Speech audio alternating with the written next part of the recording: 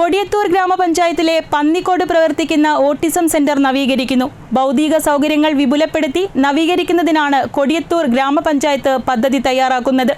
ഇതിന്റെ ഭാഗമായി ജനപ്രതിനിധികളും എഞ്ചിനീയറും നാട്ടുകാരും ഉൾപ്പെട്ട സംഘം പരിശോധന നടത്തി.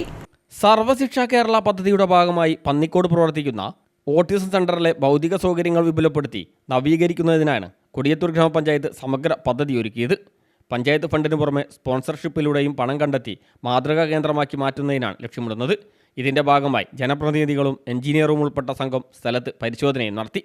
കാർഷിക വിപണന കേന്ദ്രത്തിനായി വർഷങ്ങൾക്ക് മുമ്പ് നിർമ്മിച്ച കെട്ടിടം കൂടി ഉപയോഗപ്പെടുത്തി ഏറ്റവും ആധുനിക രീതിയിൽ സെന്ററിന്റെ പ്രവർത്തനം മാറ്റാനാണ് ഉദ്ദേശിക്കുന്നത്.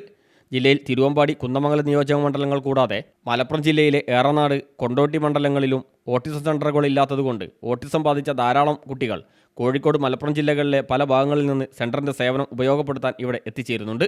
അതുകൂടാതെ ശാരീരിക മാനസിക വെല്ലുവിളികൾ നേരിടുന്നവർക്കുള്ള ഫിസിയോതെറാപ്പി, സ്പീച്ച് തെറാപ്പി സേവനങ്ങൾക്ക് പുറമെ പഠനത്തിൽ പിന്നോക്കം നിൽക്കുന്ന കുട്ടികൾക്ക് പരിഹാരബോധന ക്ലാസുകളും ഇവിടെ നടക്കുന്നുണ്ട്.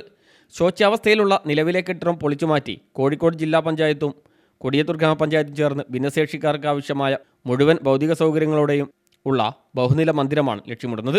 പുതിയ കെട്ടിടത്തിൽ സ്പീച്ച് തെറാപ്പിക്കും ഫിസിയോതെറാപ്പിക്കും ആവശ്യമായ സജ്ജീകരണങ്ങൾ ഒരുക്കുന്നതോടൊപ്പം ഒക്കുപേഷണൽ തെറാപ്പി, തൊഴിൽ പരിശീലന കേന്ദ്രം എന്നിവ ഉൾപ്പെടെ മൾട്ടി സ്കിൽ ഡെവലപ്മെൻറ്റ് സെൻ്ററായി ഇതിനെ മാറ്റി കൊടിയത്തൂർ ഗ്രാമപഞ്ചായത്തിലെയും പരിസര പഞ്ചായത്തുകളിലെയും ഭിന്നശേഷിക്കാർക്ക് ഏറ്റവും ഉപകാരപ്പെടുന്ന വിധം ഈ സെൻ്ററിനെ രൂപകൽപ്പന ചെയ്യുകയെന്നതും പഞ്ചായത്ത് ലക്ഷ്യമിടുന്നു.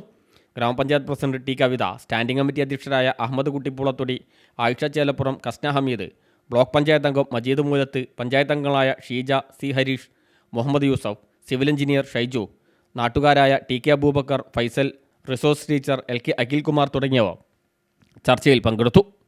News bureau, Mukkam.